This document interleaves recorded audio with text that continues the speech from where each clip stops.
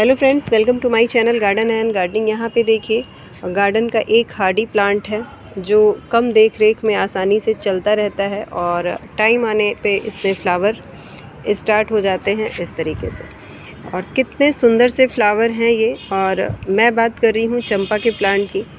बहुत कम देख रेख चाहिए इस प्लांट को। कुछ बातों का हम ध्यान रखें तो ये हमारे गार्डन में सालों साल चलते रहते हैं। तो अभी देखिए मेरे पास भी ये एक प्लांट है देसी वैरायटी, और कितना ज़्यादा इस पे फ्लावर आया हुआ है इस तरीके से। यहाँ पे देखिए गुच्छों में फ्लावर आ रहे हैं। और धूप देखिए, अभी मैंने सभी वीडियो बनाने के लिए जितने भी सूखे हुए फ्लावर थे सबको हटा दिया है। काफ़ी सूखे फ्लावर निकले। इस तरह से देखिए इतनी तेज़ धूप हो रही है कि इस तरह से इसके सारे फ्लावर झुलस जा रहे हैं। लेकिन अगर हम इसको छाया वाली जगह पे रख देंगे तो इतने अच्छे से इसमें फ्लावर भी नहीं आएंगे। तो ऐसा नहीं है कि चंपा का प्लांट बड़ा पौधा होता है तो उसको हम जब ज़मीन में लगाएंगे तभी उस पर फ्लावर आएंगे, या सिर्फ जब ड्रॉप वैरायटी हम इसकी लगाएंगे तभी फ्लावर आएंगे। देसी वाले में भी फ्लावर आते हैं, बहुत अच्छे से फ्लावर आते हैं इस तरीके से भर भर के। और यहाँ पे देखिए पॉट साइज़ की बात कर लेते हैं। सबसे पहले ये 10 इंच का पॉट है, 10 इंच का ही 10 इंच का पॉट है और प्लास्टिक का पॉट है। इसी में मैंने लगाया था। पहले ये मिट्टी के गमले में लगा था तो मिट्टी का गमला थोड़ा सा छोटा था, और फरवरी में मैंने देखिए इसकी रूट प्रूनिंग की थी और इस तरह से पॉट में शिफ्ट किया था। और कितने अच्छे से जब मैंने इसको शिफ्ट किया है उसके बाद कितने अच्छे से देखिए इस पे फ्लावर आ रहे हैं। तो अगर आप चाहते हैं कि साल के लगभग 6 से 7 महीने 8 महीने लगातार गार्डन में फ्लावर हों आपके, तो इस प्लांट को आप बेझिझक लगाइए। और एक बार जब इसमें फ्लावर स्टार्ट हो जाते हैं अप्रैल से, तो जब तक कि बहुत ज़्यादा ठंड नहीं पड़ने लगती है दिसंबर जनवरी तक, तब तक इसमें फ्लावर आते रहते हैं। और काफ़ी अच्छा खूबसूरत प्लांट है। और जब भर के फ्लावर करते हैं तो इसमें से हल्की हल्की सी खुशबू भी आती है, बहुत अच्छी सी खुशबू आती है इसके पास से गुज़रने पे। तो चंपा के प्लांट को आप लगा सकते हैं, ज़मीन में नहीं तो गमले में भी लगा सकते हैं, देसी वैरायटी लगा सकते हैं, बहुत अच्छे से चलता है। सबसे पहले मिट्टी की बात करें तो मिट्टी हमें नॉर्मल मिट्टी भी हम गार्डन की ले सकते हैं, बशर्ते वो चिकनी ना हो या लाल वाली मिट्टी ना हो। ये पौधों की जड़ों को एकदम से पकड़ के रखते हैं। अगर मिट्टी सूख जाती है तो पूरी जड़ों को वो सुखा देते हैं, और अगर मिट्टी गीली रहती है तो काफ़ी टाइम तक जड़ों में नमी बनी रहती है। तो अगर मिट्टी नॉर्मल है तब तो ठीक है, नहीं तो उसमें रेत की मात्रा मिलाइए या कोकोपीट मिलाइए, फिर उस मिट्टी का यूज़ करिए, तब उसमें ये पौधा अच्छे से चलेगा। और पानी की ज़रूरत इस पौधे को बहुत ज़्यादा नहीं होती है। इस गर्मी में देखिए अभी मई और जून में आप इसको पानी डेली दीजिए। और जैसे जैसे बारिश का टाइम आता है, बारिश में तो बारिश होती रहती है, तो आप 2 दिन में जैसी बारिश हो आपके वहाँ, अगर मिट्टी सूखी है तो पानी दीजिए। सर्दियों में 3 से 4 दिन भी अगर इसको पानी नहीं देते हैं तो भी ये पौधा बहुत अच्छे से चलता रहता है। अगर हम इसके कंपोस्ट की बात करें कि इसमें कब हमें कंपोस्ट देना है, तो जब अभी रूट प्रूनिंग मैंने की थी इसकी फरवरी में, उसी समय मैंने इसमें गोबर का खाद मिलाया था। गोबर की खाद को मिलाने के साथ साथ नीम की खली, फंजीसाइड, और थोड़ा सा उसमें मैंने एप्सम सॉल्ट मिलाया था, और ज़्यादा कुछ नहीं मिलाया था। उसके बाद फिर मैंने इसमें किसी तरह का कोई कंपोस्ट ड्राई फॉर्म में नहीं दिया था।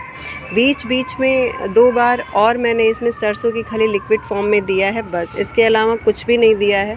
और जब टाइम इसका आया है तो देखिए इस तरह से पूरा प्लांट फूलों से भरा है। तो बहुत ही अच्छा प्लांट है जो ज़्यादा देख रेख नहीं मांगता या बहुत ज़्यादा कंपोस्ट की डिमांड नहीं करता, और जब इसमें टाइम आता है तो फ्लावर अपने आप ही स्टार्ट हो जाते हैं। देसी वाले चंपा के प्लांट को आप फुल सन में रखिए, तभी इस पे हैवी ब्लूमिंग होती है। अगर हम इसको छाया वाली जगह पे रखते हैं तो इतने अच्छे से इसमें फ्लावर नहीं आते। ये देखिए इसकी हाइब्रिड वैरायटी है। इसके साथ थोड़ी सी प्रॉब्लम अभी चल रही है, और इतने दिन से मैंने अपने इसको टेरेस गार्डन में रखा है। जब सर्दियाँ थीं तब तो इस पर एक भी पत्तियाँ नहीं थी। देसी वाले पे तो कुछ पत्तियाँ थी भी, लेकिन इसमें भी जब जनवरी लास्ट में लगभग सारी पत्तियाँ इसकी भी ख़त्म हो गई थी। लेकिन इसमें सिर्फ ये 2 ब्रांच ऐसे ही थी, और ऐसे लेके मैं आई थी इसको। उसके बाद अभी समझ में नहीं आ रहा है कि ये किस कारण से इस तरह से हो रहा है। पत्तियां इसकी जल रही हैं, सिकुड़ रही हैं, और जो कलियां, ये देखिए कलियां जो बन रही हैं वो भी कलियां जल जा रही हैं। तो मुझे लग रहा है ये पौधा ऐसा पौधा है जिसको इतने ज़्यादा धूप की ज़रूरत नहीं है, इतना सनलाइट नहीं पसंद है, क्योंकि पत्तियां इसकी झुक भी जा रही हैं। अब आज मैं इसको शिफ्ट करूँगी ऐसी जगह पे जहाँ पे इसे 2 से 3 घंटे की धूप मिले, उसके बाद मैं देखती हूँ इसका रिज़ल्ट क्या रहता है। कलियाँ काफ़ी बनी हुई थी, ब्रांच भी देखिए इसमें नई नई काफ़ी आ रही हैं, लेकिन इस तरह से इसकी पत्तियाँ जल जा रही हैं। तो इसकी देख रेख में और देसी चंपा की देख रेख में थोड़ा सा अंतर है। ये वाली वैरायटी नर्सरी में आपको ईज़िली 50 से 60 रुपए में मिल जाएगी अगर पौधा छोटा है। और कोई भी जैसे पिंक कलर वाले या रेड कलर वाले चंपा अगर हम लेने जाते हैं तो वो रेट 100 से ज़्यादा ही बताते हैं, 150, 200, जैसी पौधे की ग्रोथ हो उस हिसाब से उसका रेट बताते हैं। तो ये वाला मैं पिंक कलर मुझे बता के दिया था उन्होंने, लेकिन अभी तक तो इसमें फ़्लावर आया नहीं। आज मैं शिफ्ट करूँगी तो शायद इसमें फ़्लावर आएँ, जब इसको पूरे दिन की धूप ना मिले तब देखती हूँ। और मैं सोच रही हूँ ये लंबी सी ब्रांच हो रखी है, इसकी कटिंग भी मैं यहाँ से लगा लूँ, कट करके एक पौधा तैयार कर लेती हूँ। और सबसे ज़्यादा अच्छी बात इसके साथ ये है कि इसकी कटिंग बहुत ही ईज़िली लग जाती है। और जब हम कट करते हैं तो ऐसा नहीं है कि जो ब्रांच हमने कट की है वहाँ से नई ब्रांच नहीं आती है, वहाँ से भी इस तरह से देखिए नई ब्रांच निकल आती है। 2 कट लगाया था लेकिन एक ही ब्रांच निकली है। कटिंग इतनी मोटी कटिंग लेनी है, बहुत बिल्कुल टिप की कटिंग नहीं लेनी है हमको। और रेत में लगा दें, बारिश के मौसम में तो बहुत अच्छे से ग्रो हो जाती है। अभी इस मौसम में भी, इतनी गर्मी में भी अगर हम इसकी कटिंग लगा देते हैं तो भी इसकी कटिंग चल जाती है, इतना हार्डी प्लांट होता है ये। तो कटिंग से ग्रो करना इसको काफ़ी इजी है। मुझे अभी कटिंग लगाना नहीं है, नहीं तो मैं वीडियो में कटिंग लगा के भी दिखा देती। काफ़ी कटिंग मैंने तैयार किए थे और मैंने उसको इधर उधर दे दिया, कई लोगों को दे दिया, क्योंकि गार्डन में मेरे 3 पौधे हो रखे हैं इसके, और तीनों की अलग अलग वैरायटी। ये देसी है और एक आपको दिखा दिया, एक पौधा और है जिसको अभी जल्द ही मैंने अपना जो नया गार्डन तैयार किया है ग्राउंड पे, वहाँ पे शिफ्ट कर दिया है, उसको ज़मीन में लगा दिया है। तो इस तरह से देखिए, और बहुत जल्दी इसकी रूट्स फैलती हैं। तो कोशिश करें जब भी लगाएं तो बड़े पॉट में इसको लगाएं। और अगर टेरेस पे हम गार्डन बना रखे हैं, गार्डनिंग कर रहे हैं, तो या तो प्लास्टिक के पॉट में लगाइए या बड़े से ग्रो बैग में लगाइए, क्योंकि ये प्लांट बहुत तेज़ी से बढ़ता है। इतनी ब्रांचेज़ और इतनी इसमें पत्तियां आ जाती हैं, काफ़ी हैवी प्लांट हो जाता है। और अगर हम प्लांटर मिट्टी का यूज़ करते हैं तो बहुत हैवी हो जाता है।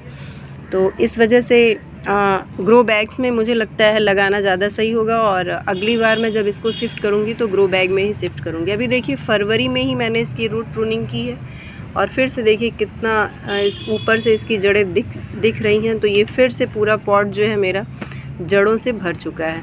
लेकिन अभी मैं इसके साथ कोई छेड़छाड़ नहीं करूँगी। फिर जब फरवरी में इसके जब ये डोरमेंसी से निकलेगा प्लांट, उस समय मैं फिर से इसकी रूट प्रून करके दूसरे ग्रो बैग में शिफ्ट कर दूंगी, जिससे ये अच्छे से नई ग्रोथ फिर से ले ले। फर्टिलाइज़र इसमें साल में 2 बार दीजिए। अभी मैंने बताया कि अगर आपको रिपोर्टिंग करनी है, रूट प्रूनिंग करनी है, तो उसी समय आप फरवरी के टाइम में रिपोर्टिंग कर दीजिए। वो टाइम जितने भी परमानेंट प्लांट होते हैं, मुझे लगता है सबसे बढ़िया समय होता है उनको रिपोर्ट करने का, रूट प्रून करने का या ब्रांच प्रूनिंग करने का सबसे बढ़िया समय होता है। उसमें बहुत तेज़ी से पौधे ग्रोथ ले लेते हैं। तो फरवरी में अगर आपको पॉट चेंज नहीं करना है, रूट प्रून नहीं करना, तो उस समय आप फर्टिलाइज़र दीजिए, और नहीं तो सितंबर अक्टूबर में इसमें कंपोस्ट दे दीजिए। सिंपली अगर इसमें आप सिर्फ गोबर की खाद या वर्मी कंपोस्ट दे देते हैं तब भी ये पौधा आराम से ग्रो करता रहता है। जब इस पर फ्लावर आ रहे हैं, अभी जैसे इस समय फ्लावर आ रहे हैं, तो इस समय हम इसमें लिक्विड फॉर्म में फर्टिलाइज़र दे सकते हैं, वो भी बहुत ज़्यादा हार्ड नहीं। या तो नीम की खली और वर्मी कंपोस्ट को भिगो के लिक्विड फॉर्म में दे दें, क्योंकि कोई भी फ्लावर प्लांट जब फ्लॉरिंग करते हैं तो थोड़ा सा उनको कंपोस्ट की ज़रूरत होती है, जिससे वो दोबारा जल्दी से फ्लावर पे आ जाए। नहीं तो ये पौधे परमानेंट प्लांट हैं और लगातार अब ये 6 से 7 महीने फ्लावर करेंगे, तो टाइम टाइम से इनमें हम फर्टिलाइज़र दें, लिक्विड फॉर्म में कोई भी कंपोस्ट दें, तो वो अच्छे से पौधा हमारा चलता रहता है। किसी भी तरीके से ख़राब होने की कोई चांस नहीं रहता है। नहीं कंपोस्ट देंगे 1 महीने में, 2 महीने में नहीं देंगे, तो धीरे धीरे पत्तियाँ जो है इसकी गिरने लगती हैं, डल होने लगती हैं, पीली होने लगती हैं। और इसके फ्लावर इतने खूबसूरत लगते हैं, इतने अच्छे लगते हैं। कम देख रेख में चलने वाला ये पौधा, तो मैं सोच रही हूँ अभी नर्सरी काफ़ी टाइम से मैं नहीं गई हूँ, और लेकिन सोच रही हूँ कि मैं जाऊँ नर्सरी। और धूप इतनी हो रही, गर्मी इतनी हो रही, अगर मैं नर्सरी जाऊँ भी तो ले आऊँ पौधों को, तो तुरंत मैं उनको रिपोर्ट नहीं कर पाऊँगी। और ग्रो बैग्स में या जो नर्सरी पॉट होते हैं उनमें पौधों को रखना इस गर्मी में थोड़ा सा रिस्की होता है, और रिपोर्ट करना भी रिस्की होता है। तो इसलिए सोच रही हूँ मौसम में थोड़ा सा सुधार आए तब मैं नर्सरी जाऊँ और कुछ पौधों की ख़रीदारी करूँ। तो चंपा की कोई और अलग वैरायटी अगर मुझे दिखेगी तो मैं ज़रूर अपने गार्डन में ऐड करूँगी। तो ये थी चंपा प्लांट की छोटी सी जानकारी। और अगर ये जानकारी अच्छी लगी हो, ये फ्लावर अच्छे लगे हों, तो वीडियो को लाइक करिए, शेयर करिए। और आज की वीडियो में बस इतना ही। फिर मिलती हूँ आपसे अपनी अगली वीडियो में ऐसे ही किसी नए टॉपिक के साथ।